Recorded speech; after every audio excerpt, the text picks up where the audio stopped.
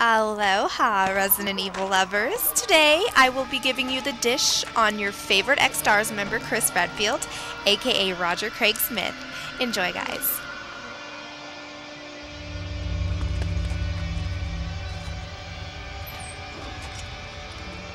Chris, how nice of you to join us.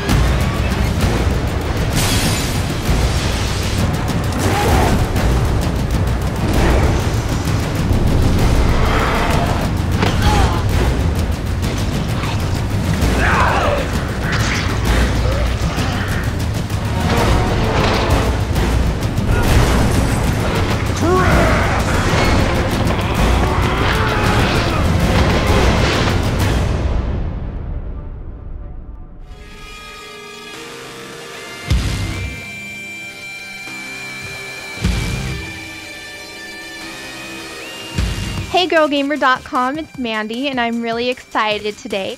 I have the pleasure of interviewing Mr. Redfield of Resident Evil 5, aka Roger Craig Smith. Hey Roger. Yo. I am a huge Resident Evil fan, so we're really glad you could stop by today. Cool, honored to be here. Thanks for having me. When I was communicating with a lot of people on Capcom Unity, they said they really wanted your job, and I don't blame them. But how did this whole process toward playing Chris begin? Chris was actually kind of a sort of strange little deal that kind of like fell into my lap. I got contacted by one of the representatives of a company that I've done a lot of work for in anime and other video games, and said, "Hey, we've got a project coming up. We'd like to submit you on it, and you know, the client is here, and they would like to meet you and have you come in for it." Right. I thought, okay, that's interesting. That's a little different, but. So I drove up to this studio, and they basically handed me like a couple of lines and asked me to sort of read it while we were just like standing in a lobby, and a few of the I guess now knowing what it was, a few of the members of Capcom were there, and then they listened to me deliver the lines, and then I got a couple of little notes about, you know, make it bigger, make it stronger, make it, you know, younger, all that kind of stuff. You don't have to do this. You can still back out. What about you? I've got a personal stake in this. Next thing I know, this gentleman says, you know, hey, yeah, okay, you know, we'll call you back. And I left, and they called me up and said, yeah, they want to see you. And then this is kind of a big game, right? This is not right. Just yeah. You know, most video game sessions you walk in, you might do 1 or 2 sessions tops. With Resident Evil 5, we were doing 8-hour sessions because of the facial motion capture and all that kind of stuff. So I started realizing, wow, they're going to block off a lot of time for this. This is a big deal, and that's. Honestly, I've gotten a lot of flack from the folks out there that are fans of RE5 or of the whole Resident Evil series, Right. Because I was relatively unfamiliar with it. Really? Oh yeah. Sorry. Oh my God. Blasphemy. I really want to get to know you as a person before we delve into Chris. Okay. So I have to say, ladies, Roger is not only adorable, but he's also mega talented, having done numerous voices for big video game franchises. And I heard you were in Metal Gear Solid as well, which is another one of my favorite franchises. Could you tell us a little bit about that? Yeah, that's it was Metal Gear Solid 4, and then before that was Metal Gear Solid Portable Ops for the PSP. And for 4, basically, I guess the only notable character in there is just if you play the online game, if you choose voice type C, I believe it is, that's my voice that you'd be using for your online character. And then we did a bunch of incidental characters throughout the game that was like Militia Man B. not that that would be anything that anybody recognizes, but I just, you know. But it's a part of your work, so. Exactly. Right. And it's just like a lot of random military guys throughout the game.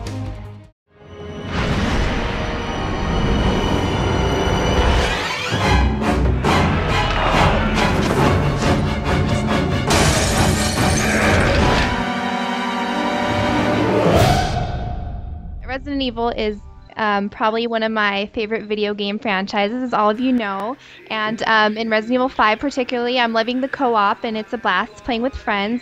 And Totally. It's probably the most fun I've gotten out of a video game in a while. I've been playing Resident Evil since '98, and it's a surprise how much the voice acting has evolved since then. I don't know if you witnessed this travesty. That was too close. You were almost a Jill sandwich. You're right. You know what? I've seen a lot of the YouTube clips and stuff, and I think Right. it's hilarious. Chris? Stop it. Oh yeah, that felt good. But I mean, even back then, you gotta realize, like, voice acting in video games was relatively a new thing as it was. That's true, So yeah. they were kind of like going down an interesting, and thankfully we've been working out the kinks over the last, decade or so.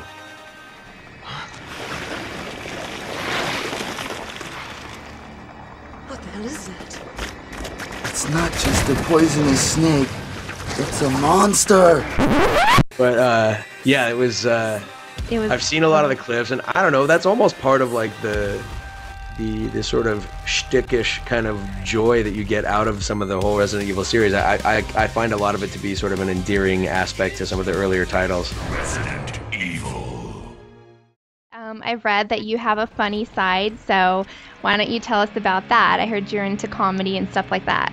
Oh yeah, well that's actually what got me started into voiceovers. That I was doing stand-up for about 5 years while I was going to college, and that's basically what got me started in the world of voiceover. Was that I was doing characters and voices in my act, and I had a few people throughout time kind of say, hey, you should consider, you should look into voiceover. Right. And it wasn't until I finally I was being evaluated for the Aspen Comedy Festival, and trying to get into that. And there was a night where about 10 of us were on stage at the Improv in Irvine, and we were being evaluated after the audience left. And the woman that was evaluating us came to me and asked me who represented me for voiceover, and I said, oh, nobody. And she said, you should probably look into it. And that was unfortunately about all she said about my comedy act. And How disappointing.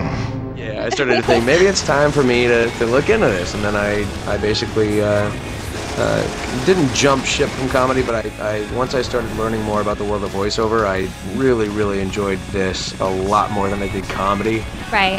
Unfortunately, and so there are still times I've still got a ton of friends that are doing stand-up, and there are times when I miss it, but I don't know. Like, I'm in an air-conditioned studio, with people bringing you bottles of water and cookies and things, and it's like I don't have to deal with drunk people telling me I suck and yelling at me. So, That's awesome. yeah, I'm much more comfortable in the world of voiceover, but I do miss comedy from time to time.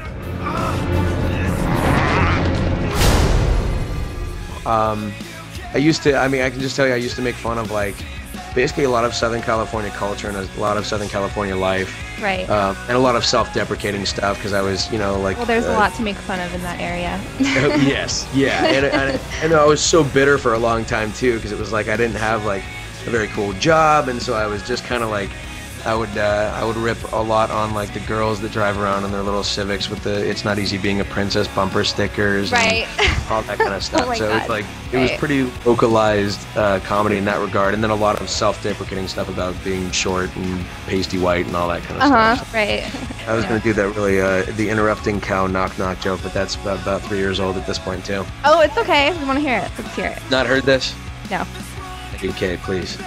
Okay, this is awful. Knock knock. Who's there?